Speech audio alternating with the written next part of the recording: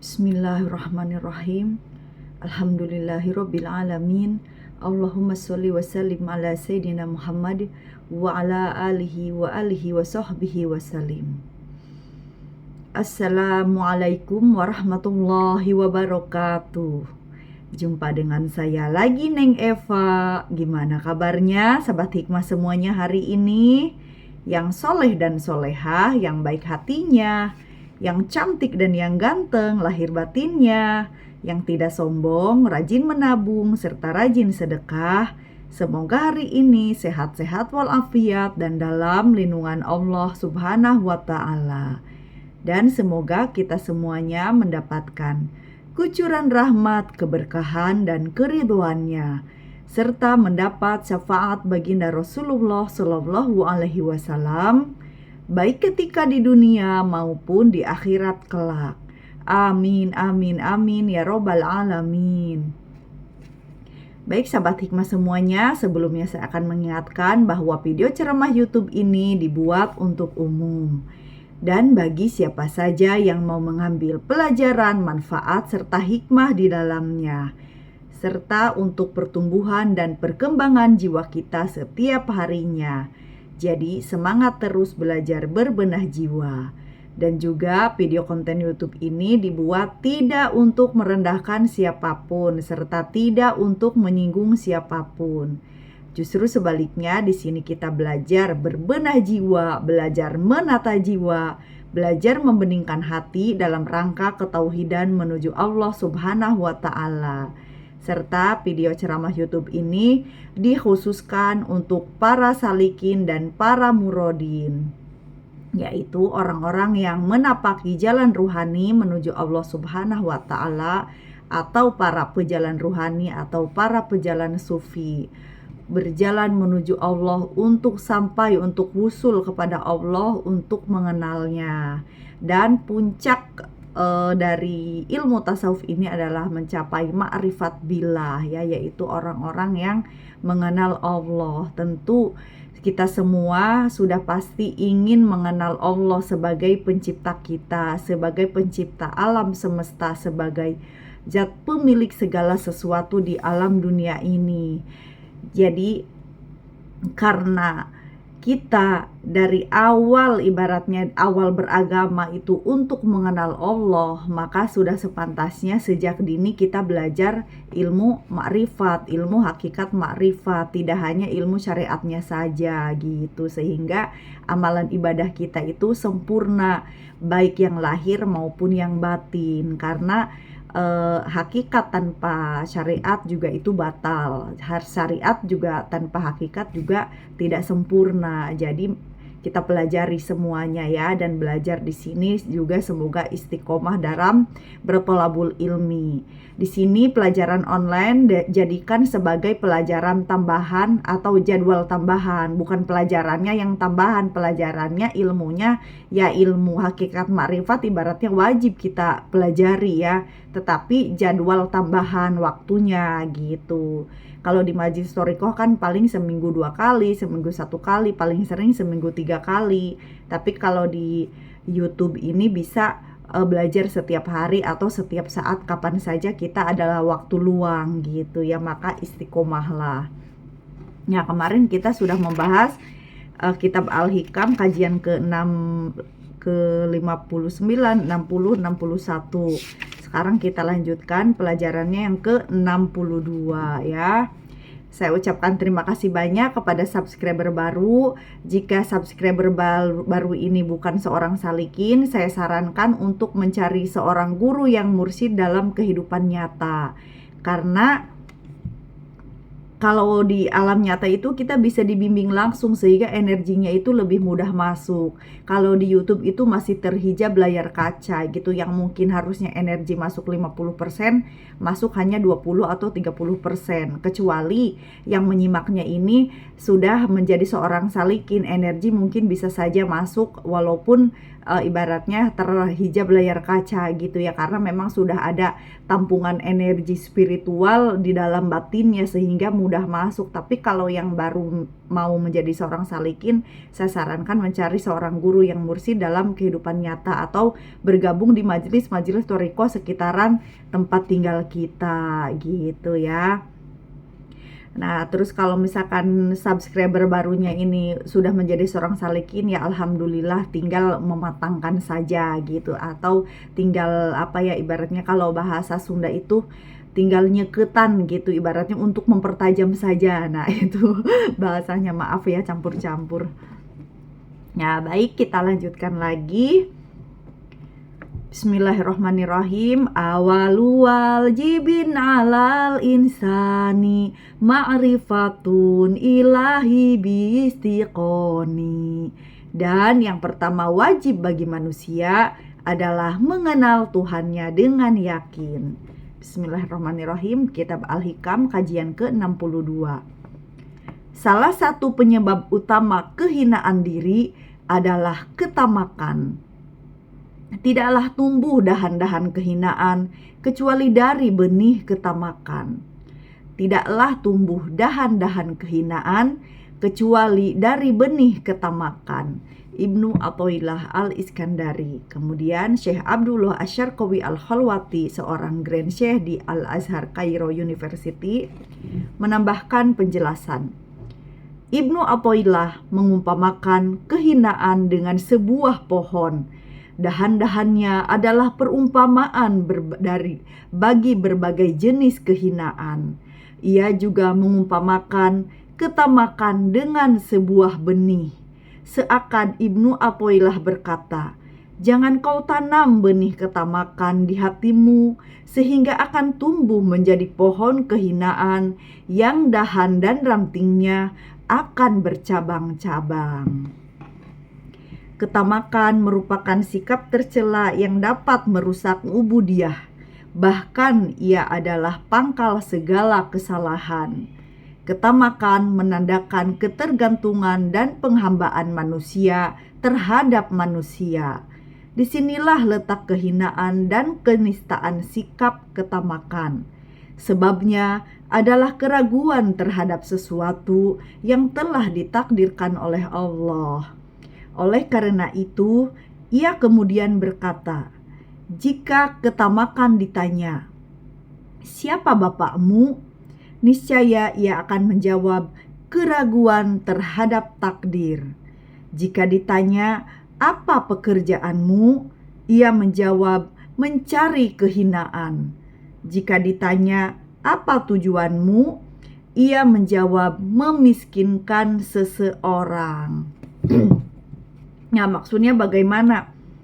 Jika ketamakan ditanya siapa bapakmu, keraguan terhadap takdir. Apa pekerjaanmu? Mencari kehinaan. Apa tujuanmu? Memiskinkan seseorang. Walaupun pada kenyataannya banyak orang yang makin tamak itu artinya serakah ya.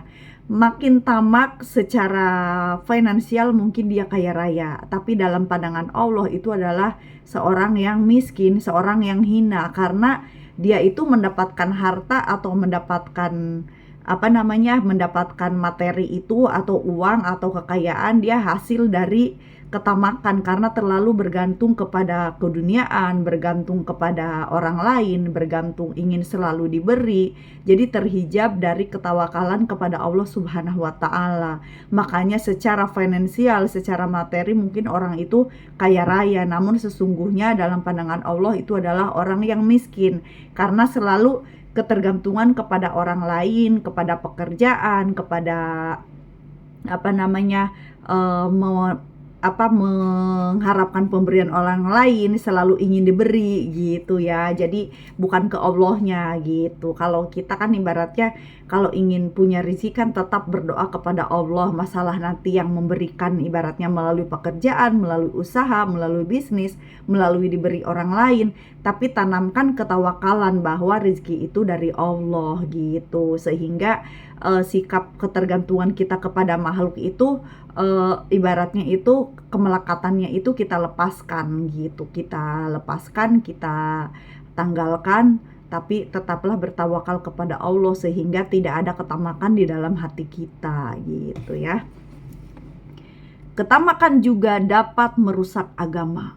Ketika Ali bin Abi Thalib mendapati para penutur kisah tengah bercerita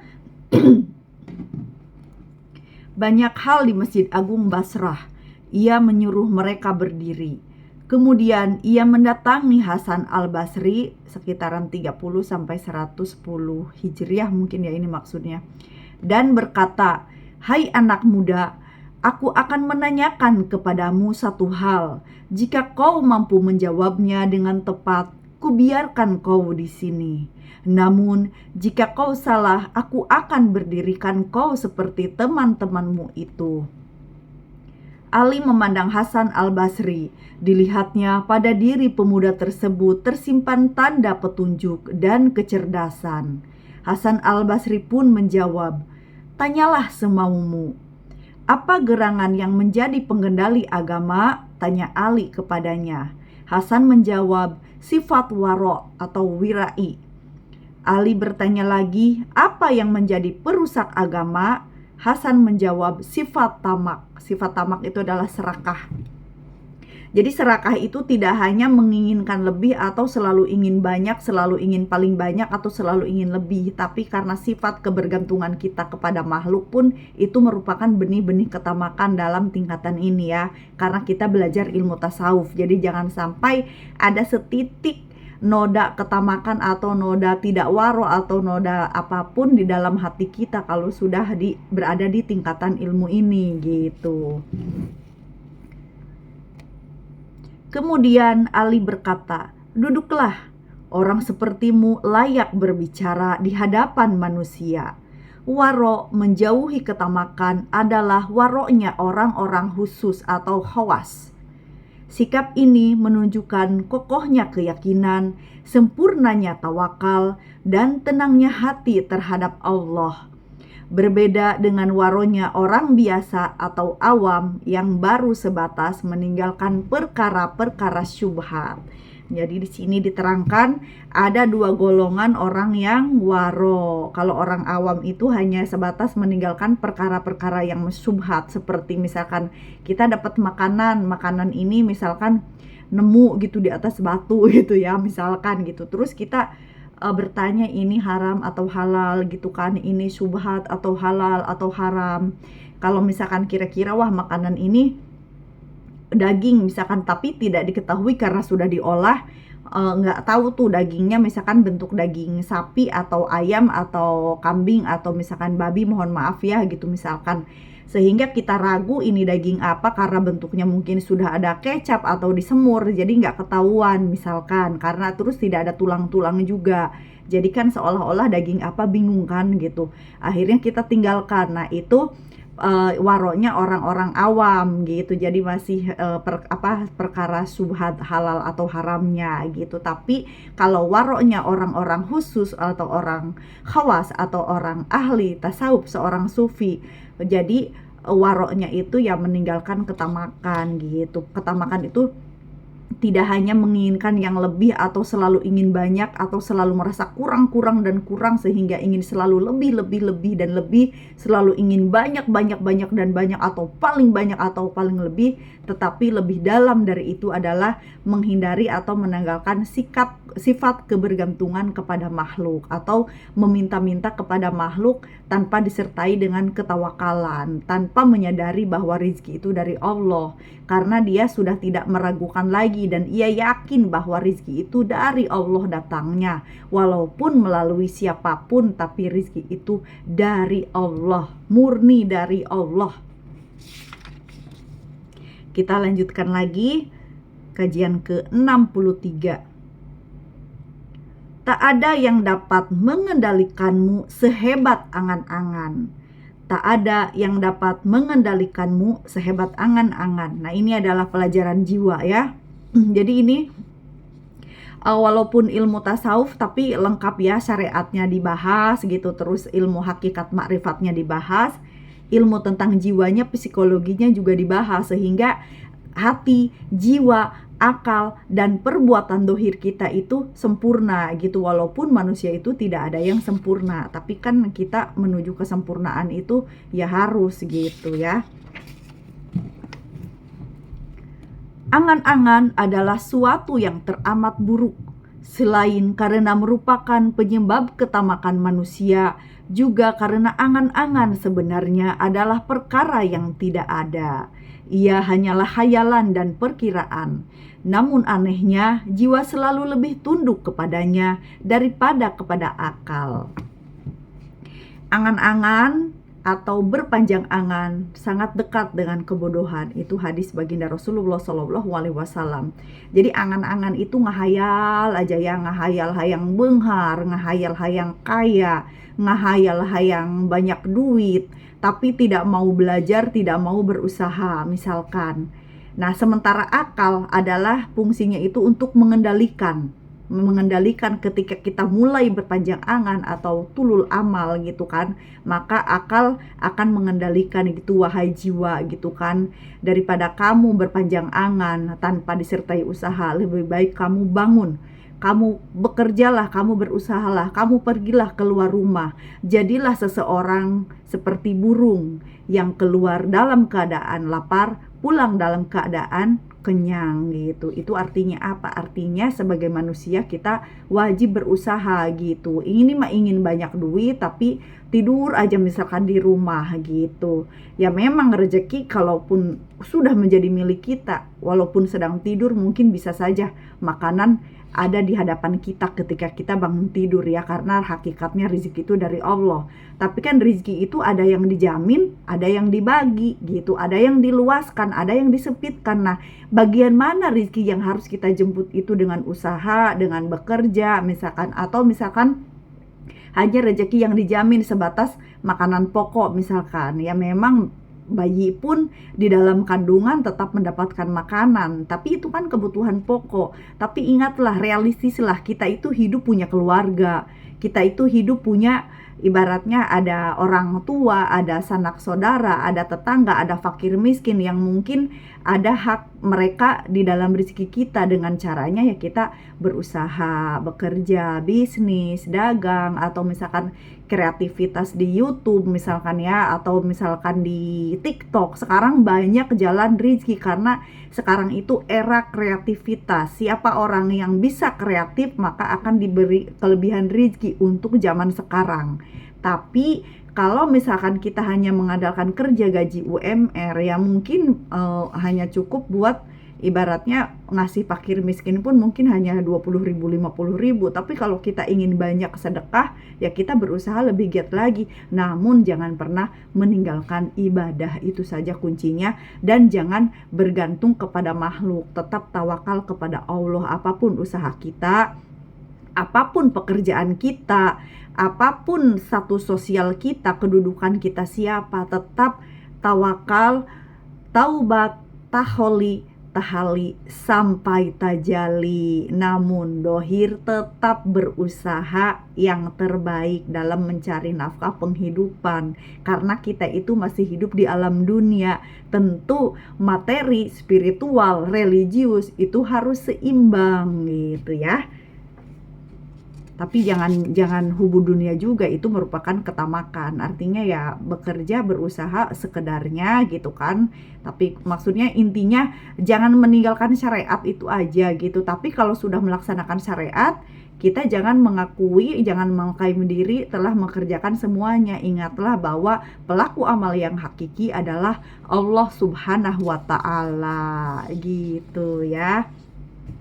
Jadi tetap syariat itu harus dilaksanakan. Kita itu umat baginda Rasulullah Shallallahu Alaihi Wasallam. Jadi sebagai umat baginda Rasulullah Shallallahu Alaihi Wasallam, tentu amalan fardu, amalan wajib, amalan sunnah semuanya harus dikerjakan. Termasuk juga dengan bersiwak. Tapi jujur saya juga kalau bersiwak itu agak susah nyarinya ya. Jadi disiasati, diakali. Sekarang kan banyak tuh pasta gigi yang apa namanya, yang mengandung siwak itu. Terus kan suka ada kayak ada keletrik gitu, kayak ada bubuk-bubuk siwak yang bisa kita kunyah atau kita gigit gitu ya. Tapi saya nggak mau menyebutkan mereknya karena takut di sini disangkanya endorse gitu ya. Tapi saya lebih menyarankan kalau memang belum menemukan siwak di sekitaran kita karena harus nunggu orang yang umroh atau yang haji ya, itu pun paling dikasih 1 atau 2 batang saja gitu. Jadi ya syukur-syukur di Tanah Abang ada kali ya, tapi saya juga lupa mulu sih. Tapi saya disiasatinya ya itu gitu, jadi pakai pasta gigi yang mengandung siwak gitu. Jadi mungkin kalau kita siwaknya itu sunnah ya pakai pasta giginya, kalau tidak tergolong sunnah ya setengah sunnah, wallahu alam ya. Intinya kan mendekati gitu, daripada tidak ada sama sekali siwak, jadi gunakan pasta gigi yang mengandung siwak gitu. Kan walaupun bagaimana tetap ada siwaknya, hanya sudah berbentuk ini krim gitu ya, atau odol gitu. Ya wallahu alam bisawab. La haula wala quwata illa billahil aliyyil azim. Rabbana la tuzigh qulubana ba'da idh hadaitana wa hab lana min ladunka rahmah innaka antal wahhab. Walhamdulillahirabbil alamin. Allahumma sholli ala sayyidina Muhammad. Ya baiklah, semoga bisa difahami dan semoga bisa diamalkan dan bermanfaat dalam kehidupan kita sehari-hari. Saya mohon maaf kalau ada kekurangan dan kesalahan dalam menyampaikannya. Saya hanya manusia biasa yang belajar dan terus belajar. Ambil baiknya dan buang buruknya, dan semoga bermanfaat. Minal aidin wal faidin, mohon maaf lahir dan batin. Wassalamualaikum warahmatullahi wabarakatuh. Orang baik pandai mengambil hikmah, sehat lahir dan batin. Is the best always. Syukron jazilan.